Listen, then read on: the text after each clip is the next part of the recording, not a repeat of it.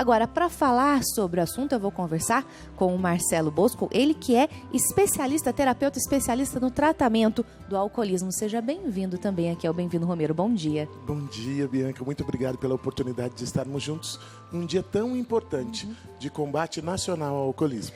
Marcelo, a gente costuma, falar aí, vou sair hoje, vou beber uma cervejinha. Existe realmente esse beber socialmente? Existe um limite para isso? Muitas pessoas não conseguem estabelecer esse limite. Qual é o problema de se, beber hoje, aí vou beber amanhã de novo, aí vou beber amanhã de novo. E assim vai se extrapolando esses limites, não é mesmo? Mas existe o beber socialmente? Existe. Existe sim, e é importante que se fale sobre isso, porque senão nós achamos que todo mundo que faz o contato, a ingestão com o álcool, é um alcoolista. E não é.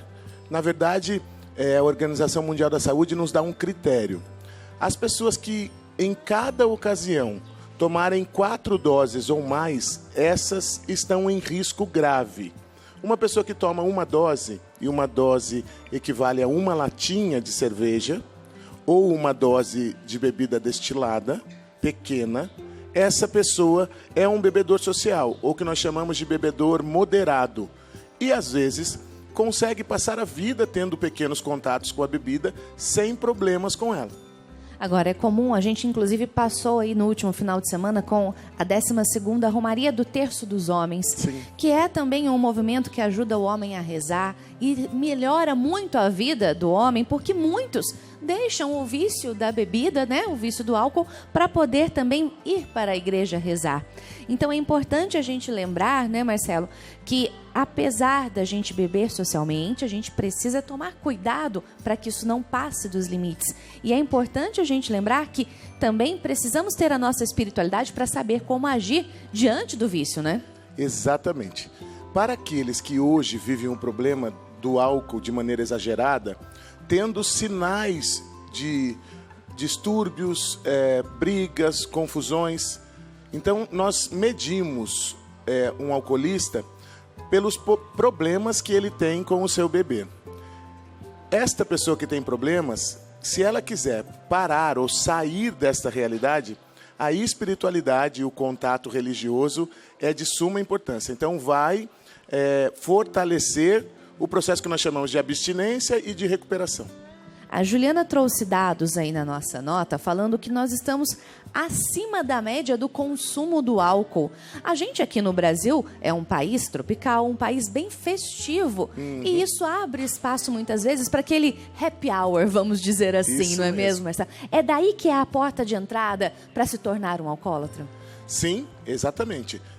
Hoje, a principal substância química que altera o nosso humor no nosso país é o álcool. E os índices mostram que os contatos estão com jovens adolescentes de 12 a 13 anos. Então, já bem cedo. Ainda os adultos no happy hour, imagina, uma pessoa que começou a beber os primeiros contatos com 13 anos, com a idade de 25 já tem bebido muito tempo. E os riscos, então, eles vão sendo acentuados. Aliás, eu até queria pedir para você desculpa, porque existem os termos diferenciados e eu acabei usando um termo que não é mais usado, que é o alcoólatra. Hoje em dia a gente chama de alcoolista, é isso? Isso mesmo. O alcoólatra é um termo já ultrapassado na ciência e agora o novo termo é alcoolista, que se refere àquele que é usuário de álcool de maneira abusiva. Entendi. E a gente nota também, muitas vezes, os pais de família que chegam em casa e acabam aí sendo agressivos com a família, com a esposa, com os filhos. A tristeza que causa isso também na família é muito difícil a gente lidar com isso, Marcelo? Exatamente. O álcool tem degradado e destruído diversas famílias de maneira exagerada, por causa desse beber descontrolado. Mas é importante a gente dizer que existe uma saída, que os grupos de apoio estão aí para ajudar. Hoje nós temos tratamentos terapêuticos. Então, hoje, a mamãe, o papai que tem um filho com problema, o papai que está bebendo de maneira exagerada, ou até a mamãe, porque hoje o beber exagerado está crescendo em mulheres também. É importante que nós saibamos e que a gente consiga passar para quem nos assiste agora que existe uma saída. E é possível se libertar e se recuperar. Sabe, Marcela, a gente está conversando aqui, a gente abre espaço, é claro, para todas as pessoas mandarem para a gente um WhatsApp, inclusive. Se você estiver acompanhando e a gente quiser participar, é 12997242200. E chegou, inclusive, uma mensagem aqui para a gente, que você aí de casa vai acompanhar conosco também. É a mensagem da Renata Mendes, de Teófilo Otoni, Minas Gerais. Ela diz assim, ó: sempre que meu pai está alcoolizado, eu acabo brigando com ele por causa dessa situação. Não gosto quando ele bebe, mas eu brigo porque amo muito ele. Me preocupo com sua saúde. Já chorei, já fiz chantagem emocional e nada funciona. Como faço para mostrar para ele que a bebida está destruindo nossa casa e me magoando demais? Que situação difícil, a gente estava conversando justamente sobre isso. Que situação difícil que a Renata trouxe para a gente, né, Marcelo? É uma ótima pergunta, Renata, e realmente é uma situação muito difícil. Porque o alcoolismo, ele atinge a capacidade de discernimento do ser humano. Então, eu não consigo mais enxergar que estou causando problemas a mim e à minha família. Mas é sempre importante continuar insistindo e sinalizar as perdas, porque quando ele enxergar o que está perdendo, o relacionamento familiar, emprego e as crises, ele começa a enxergar quando melhora, né? Depois que o beber ele acalma, depois da ressaca, ele começa a refletir sobre as perdas causadas em função do álcool. E não desistir. Isso é muito importante. Ela falou que já fez até chantagem emocional e tenta mostrar para ele. É muito importante continuar insistindo e também, se for possível, levar alguém que viveu o mesmo problema para ter uma conversa em casa. Porque às vezes a pessoa não vai até o grupo de apoio, não vai até um médico ou psiquiatra procurar ajuda, mas ela consegue receber alguém em casa. Então é esse o truque. Tá vendo só, Renata? Com paciência e amor, a gente consegue vencer aí essas dificuldades. E principalmente, como o Marcelo bem disse, espere um pouquinho aí, passar o álcool, porque afinal de contas, quando a pessoa está aí alcoolizada, acaba que não consegue raciocinar direito. Então, esperar para conversar, para falar, para expor aí também todo esse seu medo, esse seu coração apertado, quando ele estiver são aí, expor isso no dia seguinte. Agora, Marcela, a gente sabe também que tem muitos pais que ficam de cabelo em pé quando o jovem começa a sair com os amigos, começa aí a ficar na noite e acaba bebendo. Como é que faz isso? Como é que o pai deve agir aí quando vê que o filho chega em casa já também alcoolizado, alterado? Olha, isso é muito comum hoje, né?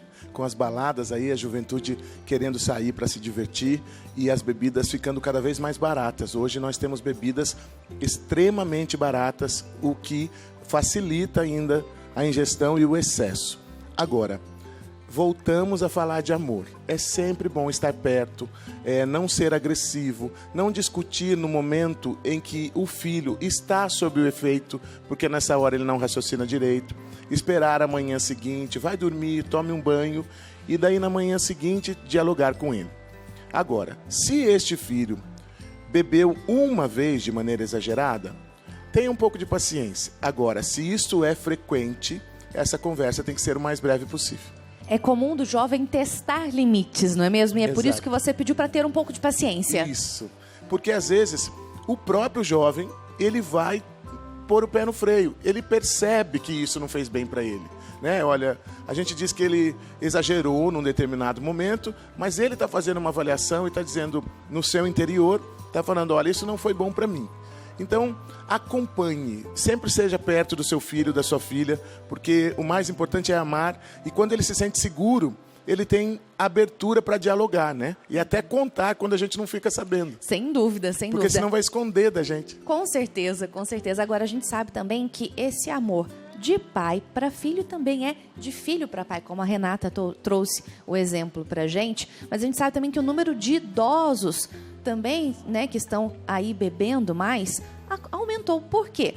Porque o idoso às vezes fica mais sozinho, mais solitário e acaba se entregando ao álcool. Como é que faz pro filho que vai falar com o pai, vai de repente puxar a orelha do pai? O papai já está mais velho, a mamãe já está mais velha, já fica aí mais difícil, né, de falar com ele. Como é que também faz isso? É pelo amor.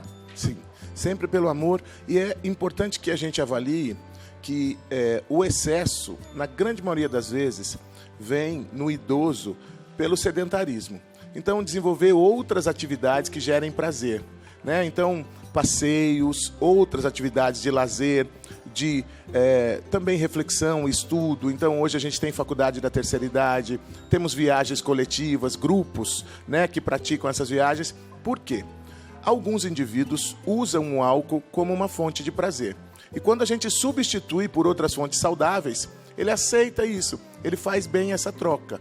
Agora, fique atento se o beber é exagerado. E se for exagerado, principalmente o idoso, é preciso de cuidados. Você que está aí acompanhando o Bem-vindo Romero, estamos conversando com o Marcelo Bosco, ele que é terapeuta especialista no tratamento do alcoolismo, porque hoje é o dia de combate ao alcoolismo e, é claro, queremos falar sobre isso com você também, porque às vezes você pode estar passando por este drama, este problema aí na sua casa. Mas nós queremos mostrar também para você que a espiritualidade, que a fé também ajuda a vencer aí esses desafios. E é exatamente sobre isso que chegou essa mensagem agora via WhatsApp pra gente. É a mensagem do Marcos de Almeida Prado, ele mora em São Paulo, capital. E ele, além de nos desejar um bom dia, quer deixar aqui um testemunho. Ele diz que desde a infância lembra do papai bebendo em casa, nos mais variados horários. Ele sabia que a gente não gostava disso, então passou a beber escondido. Aí ele disse assim, conheci o Terço dos Homens em 2015, levei meu pai comigo. Foi a oração do terço que o colocou de pé. Depois de alguns encontros com o Terço dos Homens, ele deixou o vício para trás. Hoje, todos de casa somos muito fiéis à oração do Santo Terço. Que Nossa Senhora nos proteja sempre. Olha, o Marcos não desistiu do papai dele e conseguiu ainda, com o poder da oração, levá-lo a vencer esse desafio. Olha, Bianca, isso me emociona muito, porque as grandes mudanças e transformações de pessoas com problemas com o beber têm se dado pela espiritualidade e pela fé. Famílias têm sido transformadas e hoje, cada vez mais, eu estive aqui no encontro dos homens do terço. Eu fiquei muito emocionado. Eram muitos homens, o Brasil inteiro estava presente e nós podemos sentir pessoas sendo alcançadas pelas mãos de Deus através dos braços de Nossa Senhora e tendo suas vidas transformadas.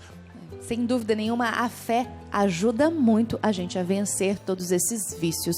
Marcelo, eu queria agradecer desde já a sua presença aqui conosco. E quem quiser entrar em contato com você, porque de repente tem alguma dúvida, está passando por algum problema, algum dilema, como é que faz?